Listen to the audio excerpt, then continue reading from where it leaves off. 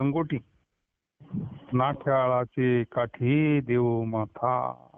माय बापावणी हो मायावंत करू घात पात शत्रुघ्न.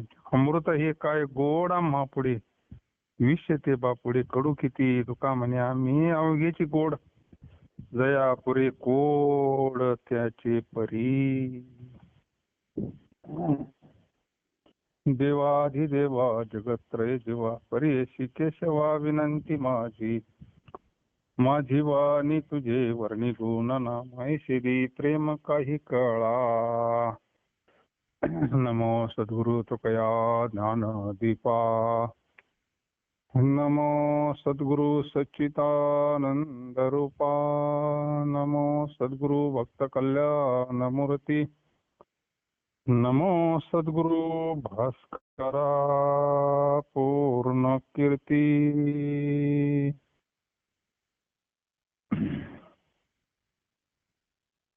जगद्गुरु तुकोबाराय म्हणतात,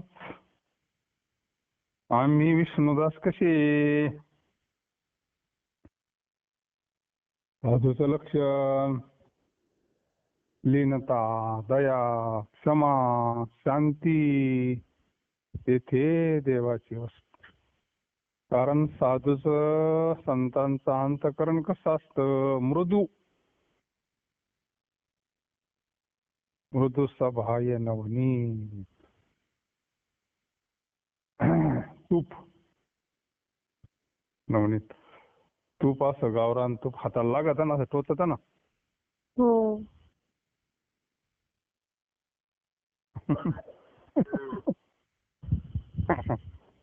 नाही नाही.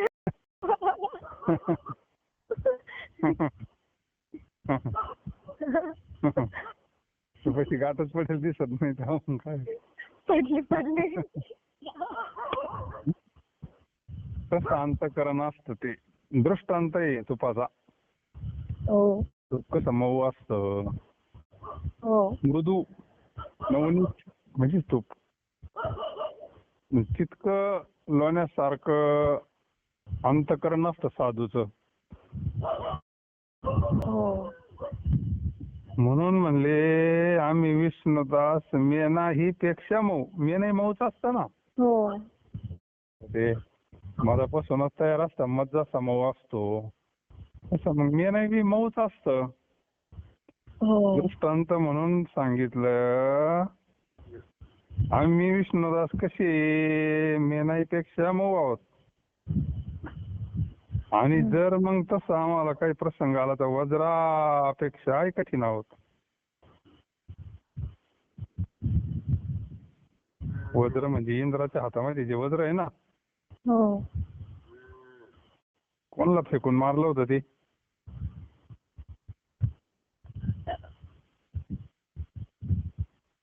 इंद्रानं वज्र कोणाला फेकून मारलं होतं. हनुमंताला. हनुमंतरायाला. सूर्याला गिळायला चालत हवा. हो. हनुवटीला लागलं इथं म्हणून हनुमान नाव पडलेलं आहे ते. हो. म्हणजे ते वज्र आता ते अस्त्रच एक फार भयान, पण त्याला सुद्धा फोडून टाकणे इतके कठीण आहोत मग आम्ही. हो. प्रसंग आला तर यास आहे का मग यवन अंगावरी थुकला प्रसाद देवन मुक्त केला. प्रसंग आला तर मग नाथ महाराज ब्राह्मण होते ना. हो. पण ते लढायला गेले ते एकदा प्रसंग आल्यावर. त्यांचे सद्गुरू देवगिरी किल्ल्यावर जनार्दन पंत ध्यान मंदिरात बसलेले असताना आक्रमण आलं. मग आता गुरूंची तर आज्ञा आहे, गुरु ध्यानाला बसले उठवायचं ना. हो. मग आता काय करायचं, परचक्र आला ना. काय नाही, त्याला सांगितलं सैनिकाला तुम्ही तयारी करा म्हणले. त्यांचे कपडे घातले मग सदुंची सद्गुरूंची तलवार सगळंच. मग आता ते किल्लेदारच होते. हो. जे सद्गुरूंनीच करून घेतली त्यांच्याकडून ती सगळी लढाई. पण स्वतः म्हणले मग ते सगळं पराभव करून टाकला ना ते सैन्याचा. हो ते वेळ आली तर मग वज्रापेक्षा आम्ही कठीण आहोत, नाहीतर मग प्रसंग आला तर मेनापेक्षा मऊ. हो त्या बाईना जगद्गुरु तुकोबरायांच्या अंगावर कडक पाणी टाकलं होतं ना उकडेल. हो तेव्हा का असाल ती मंडळी लोगावची हम्म. जरा कठीण होती ती. ये बाबा जायचं महाराजांबरोबर कीर्तनाला. ती म्हणली काय व्यापार सोडून दिला आणि काय मागा लागलाय म्हणले नाही का बाबाच्या. हो मग तिनं बरेच वेळा समजून सांगितलं पण ते काय का ना. महाराजांना आपल्याकडे बोलवा एक दिवस मग संत भोजनाला. स्नानालाच बोलव म्हणजे काकडा झाला का मग स्नान घालू त्यांना, संत भोजन करू, सेवा करू थोडी. हो महाराजांना वाटलं कसं काय आता हिला कोणी कोण दिवस उगला काय नाही बात. पण अंतकरण तसं नाही ना, लहान मुलासारखं अंतकरण आहे. हो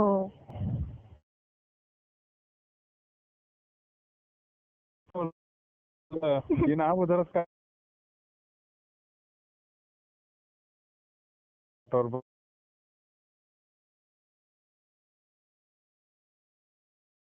महाराजांनी काय तिला शिवाय बिवा नाही दिलं. मऊ मेना म्हणे आम्ही विष्णुदास म्हणलोय ना. हो आता पुढे तिला पश्चाताप झाला, तिला अंगावर फोड उठले, तो भाग वेगळा. पण त्याने जीवनातच उतरून दाखवलं ना आम्ही कसे आहे. हो विष्णुदास मऊ मेना होणे आणि इंद्राच्या हातातील वज्र फोडून टाकणे इतके कठीण आहोत. हो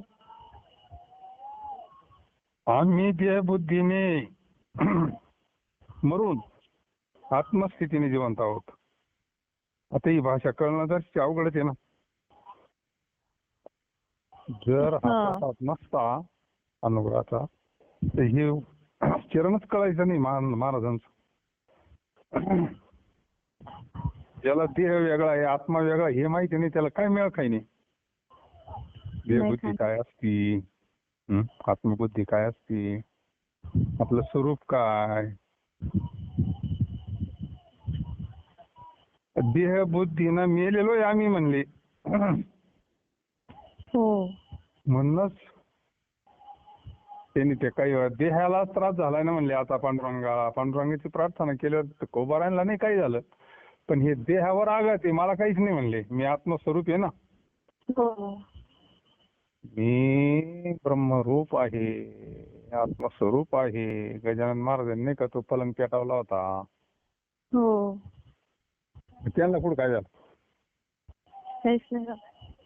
असं आहे ते. मग देहबुद्धी मेल्याशिवाय नाही असं होत. आणि देहबुद्धी मारण्याकरता लई सेवा करावं लागते, लई नामस्मरण करावं लागतंय. आपोआप देहबुद्धी नष्ट होते.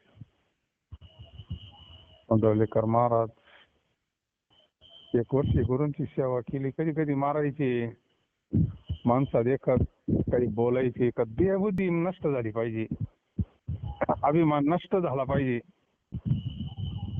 काय लहान मुलं पाहतो आपण, त्यांना येतो का राग?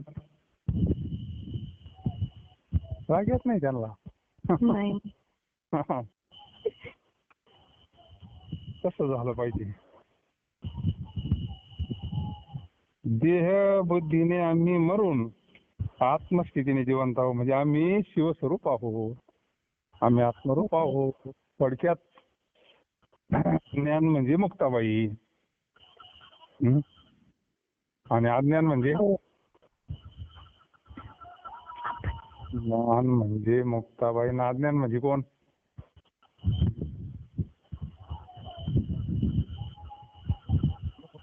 सांग दे बाबा.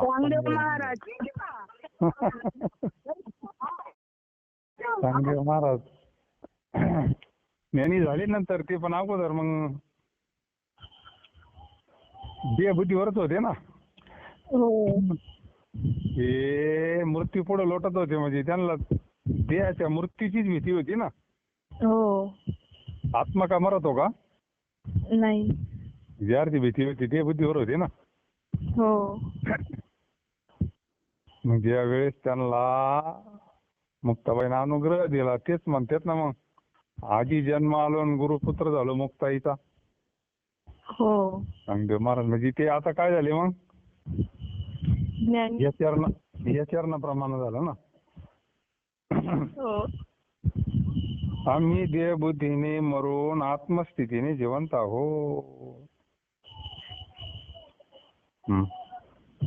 अहम ब्रह्मास्मी. आता मी ब्रह्मरूपी, ही वस्तूच मी आहे.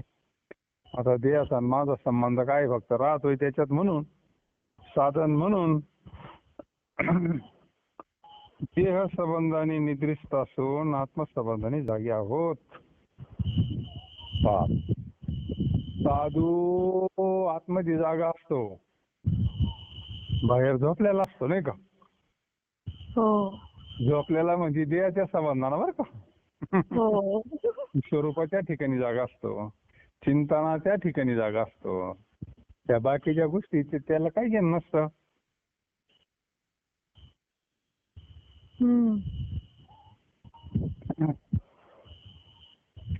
जगजोगी जगजोगी जागो जाग बोलत, जागता जगदेव था काही भाव, अवघा क्षेत्रपाळ पूजावा सकळ, कामागी दान द्यावे जी अनन्य. जगजोगी जगजोगी.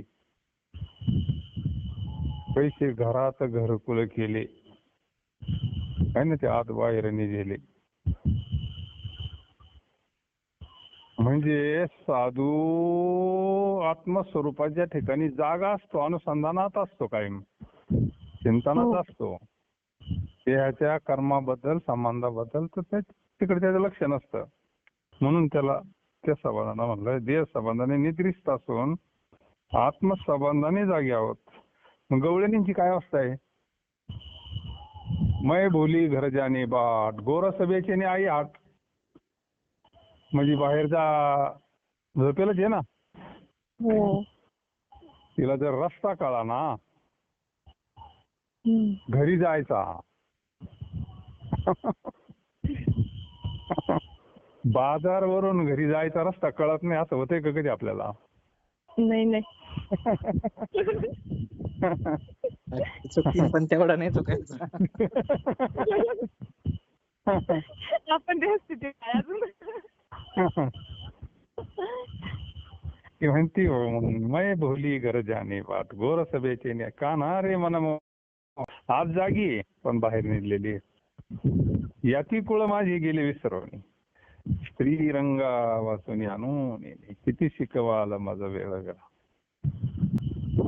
विकिता गोरस घ्या म्हणे हरी, विकिती गोरस आणि हरी घ्या म्हणती. तेव्हा तेव्हा हसती मथुरेच्या आगे. ही स्थिती ती म्हणजे असं झालं तरच, असं काही नाही. देहबुद्धी मेली का मग तो व्यवहार व्यवस्थित करतो आणि परमार्थ व्यवस्थित करतो. जसा दिवा दरवाज्यात ठेवला तर आतही उजेड आणि बाहेरही उजेड. आत्मस्वरूपाचं जर ज्ञान झालं त्याला, आतमध्ये तो जागाच आहे ना बोधाच्या ठिकाणी. त्याला माहिती ना आता मी अहम ब्रह्मास्मी, देवाचा माझं नातं आहे, मी देवाचा आहे, मी शुद्ध आत्मा आहे, मी ब्रह्म आहे, मी सच्चिदानंद स्वरूप आहे. देह हे माझं स्वरूप नाही, एक साधन आहे भगवंत प्राप्तीचं. म्हणजे तो जागाच आहे. म्हणजे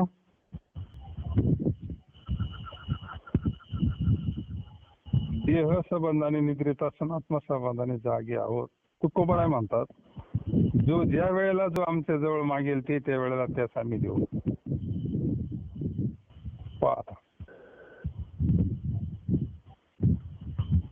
कोणी काही मागा म्हणजे कोणत्या वेळेला मागा.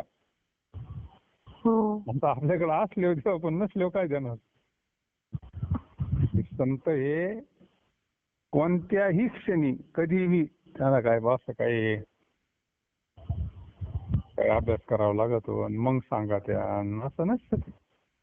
आतून जे येईन ते मग ती कधीही विचारा, काही विचारा, काही मागा, पण त्या वेळेला मागा. हे सिद्ध साधू अवतारी महापुरुषांचं असं असतात. तिथं काय रिद्धी सिद्धी पाणी वाहत यात हो. काय नाही का? ते आणि त्यांच्या चरित्रात किती काय उदाहरण आहे. तो एक ब्राह्मण चालला होता यात्रेला, त्याला नाही का होऊन दिला होता. जो महात्मा दुसऱ्याला काही देऊ शकतो, तेव्हा का सारना त्या ब्राह्मणाला नव्हत्या का त्या वक्राच्या पासा दिल्या होत्या लोखंडाच्या. हो. ब्राह्मण आलता आणि तो तुकाराम महाराजांना म्हणले माझ्या मुलीचं लग्न आहे, काहीतरी द्या तुम्ही मदत करा, दुष्काळ पडला. महाराज म्हणले काय शिवबा कासारकड तो जी दिन ते घेऊन ये म्हणले. लोखंड काही जे असेल ना आम्हाला महाराजांनी पाठवलंय आणि लोखंडाचं काय असलं ते म्हणे त्या तिथं पासा पडेल बाहेर जा घेऊन. मग त्यानं त्या पासा उचलल्या, डोक्यावर घेतल्या आणि तो कोबरांकडे गेला. म्हणजे काय आणलं रे? या पासा आणल्या म्हणजे लोखंडाच्या पासा. आता हे आता या पिढीला माहिती आहे का नाही भगवान जाणे. लोखंडाच्या राहत्या अशा लांब. आणि मग तो कोबराने नुसतं पाहिलं, पासांकडे हात नाही लावून नुसतं पाहिलं तर झाल्या ना पिवळ्या सोन्याच्या.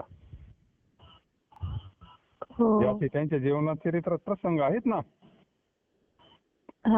ज्या वेळेला जे आमच्या जवळ मागेल ते त्या वेळेला त्यास आम्ही देऊ. जे कोणी चांगले आहेत त्यांना नेसलेली लंगोटी सुद्धा देऊ. नाही का? साधू काय काही देऊन टाकी. साधूला काय काय सुखदुःख नाही का. आणि एखादा जर नाठाळ भेटला, नाठाळ त्याच्या डोक्यात काठी घालू म्हणते. म्हणजे प्रतिकार करण्याची सुद्धा शक्ती असते महात्म्यामध्ये नाही का. हो. हे समर्थ रामदास स्वामी त्यांच्याकडे ती कोबडी असायची, त्याच्यामध्ये गुप्तीच होती. सगळं त्रास असतात प्रसंगानुसार. का जरी एखादा नाठाळ भेटलाच त्याच्याकरता, कारण त्याला गोडीची भाषा कळत नाही. त्याला काय असं सुईवर सांगून ऐकणार नसतं. मग त्याच्याकरता शस्त्रच लागत असतं ना. जे काय बा माळ घातली म्हणून कोणाचा अन्याय सहन नाही करायचा. प्रतिकार सुद्धा करण्याची वेळ आली तर आमच्याकडे आहे म्हणले. असे किती साधू संत वेळेला त्यांच्यावर प्रसंग आले तर ते लढले ना. ते बरेच संतांच्या जीवनामध्ये प्रसंग आले. अन्यायाविरुद्ध प्रतिकार सुद्धा करता आला पाहिजे वेळेला.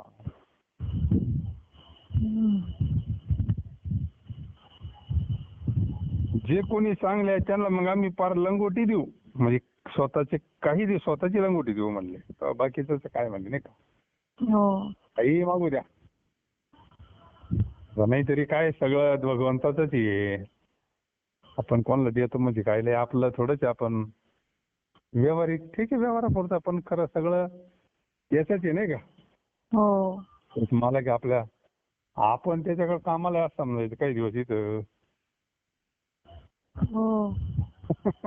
कायमची थोडीच आहे काय.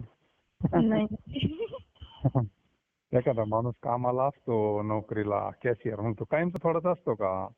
आणि पैसे काय त्याचे असतात का. कंडक्टरकडे लय पैसे दिसते पण त्याचे राहते ते त्याला सगळे काढून द्यावं लागते, खाली करावं लागतं. त्याला त्याची चहा सुद्धा पिता येत नाही ना. तसं नोकरी आपण सुद्धा भगवंताची नोकरीच करतो असं समजायचं. सगळं त्याचं समजून काही दिवस राहायचं इथं आपलं मजेत, त्याची चाकरी म्हणून करायची. पण ह्या साधू संतांनी आपल्या करता हे काय केलं, आचारसंहिता करून ठेवली. प्रसंग आला आता प्रतिकार करता आला पाहिजे म्हणून आम्ही एखादा जर सज्जन भेटला तर त्याला फार आमच्या अंगावरचे कपडे काढून देऊ. आणि एखादा जर नाठाळ भेटला त्याच्या डोक्यात काठी घालू म्हणले. आई बापापेक्षा आम्ही पुष्कळ माया करणाऱ्या हो. आणि प्रसंगाला तर शत्रूपेक्षा कठीण घातपात करणारे आहोत. हो. आणि प्रेम करायचं ठरलं मग आई बापापेक्षा जास्त प्रेम करणार. हो. आता ते माय बापाचे आहे ना संत. हो. संत माय बाप कृपावंत. वंत प्रत्यय लागला. कृपावंत. त्यांची कृपा विपुल प्रमाणात कृपा आहे त्यांच्याकडे. त्यांच्या कृपेला काही माप नाही. त्यांच्या ठिकाणी मग असं नाही का हा माझा हा त्याचा अपुपर भाव नाही ना. नाही नाही. महाराज एकदा पाटलांना बोलवलं होतं, या म्हणले गुऱ्हाळ चालू आहे उद्घाटन करायला. गुळाचा गुऱ्हाळ. हो. गेले बेस्ट पैकी. रस बीस पेले, काठी पेले. जाताना पोरांना ऊस घेऊन जा म्हणले. गेले. मुली डोक्यावर पोरं रस्त्याला देऊ मध्ये आले. बाबा ऊस भिला ऊस. बाबा ऊस भिला ऊस. अपुपर भाव आहे का? नाही. आपण डोक्यावर आणले मग आपल्याच पोरांना द्यायचे आणि लोकांच्या कारत्यांना काय भाव नाही ना तसा. नाही नाही. आई बापापेक्षा जास्त प्रेम. हो. बाबा ऊस म्हणला का घे बाळा खाय ऊस. शेवट घरी जाताना एकच ऊस उरला. जिजाबाई म्हणली एकच आणला. हा म्हणले गेलो होतो पाटलाच्या मळे. आपण एकच कसं काय आणला नाही एखाद मुळीभर आणला होता म्हणले. मग कुठे दिली पोरांना वाटून. जिजाबाईला आला राग. तो एक ऊस घेतला ना आणला मग तुकाराम महाराजांच्या पाठीत. तिथे झाली 3 तुकडी. महाराज म्हणले बरं झालं तिघांना 3. म्हणजे प्रसंगाला तर मऊ म्या नाव आम्ही विष्णूदास. हो. साधूच्या ठिकाणी आणि जर प्रसंग आलाच म्हणले मग शत्रूपेक्षा देखील अधिक घातपात करणारे आहोत. हो. दोन्ही बाजू सांगितल्या अभंगामध्ये. हो. आमच्या पुढे अमृताची गोडी कितीशी आणि आमच्या पुढे विष तर दिन आहे. नाही का? अरे अमृत काय म्हणले. आम्ही रोज नामामृत पितोय. शिवितो हा रस आणि दुसऱ्याला वाटितो म्हणले नाही का. हो. या रे हो नका घरी. मग अमृताची काय गोडी आम्हाला काय अमृत म्हणजे आमच्या पुढे काय नामामृत सर्वात श्रेष्ठ आहे. कथामृत आहे आमच्याकडं. नामामृत हे नामामृत गोडी वैष्णवाला दिली योगी असा दिली जीवन कळा. योगी जपी तपी आनंदात असता 17वी जीवन काळा. तेच अमृत आम्हाला भेटतंय म्हणले भगवंताच्या नामस्मरणाला.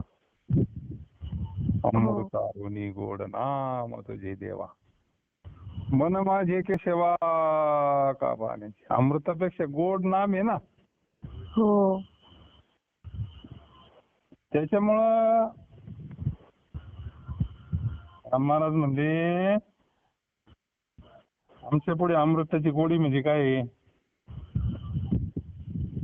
त्या अमृतानं काही कायमचं थोडंच अमर होतं का. काही काळापुरते अमर असतात ते काही कल्पापर्यंत. पण या नामामृतानं कायमचं अमर होऊन जात आहे ना. हो. अमरा हा अमरा खरे की पाक होती. त्या आत्मबोधानं आत्मस्वरूप झालेले महात्मे अमर असतात. अमृतापेक्षा श्रेष्ठ जगा काळ खाय आम्ही माथा दिला पा.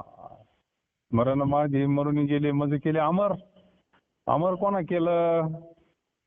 भगवंताचं नामच अमर आहे ना. हो. भगवंताचं नाम कसं आहे. सच्चिदानंद स्वरूप आहे नाम.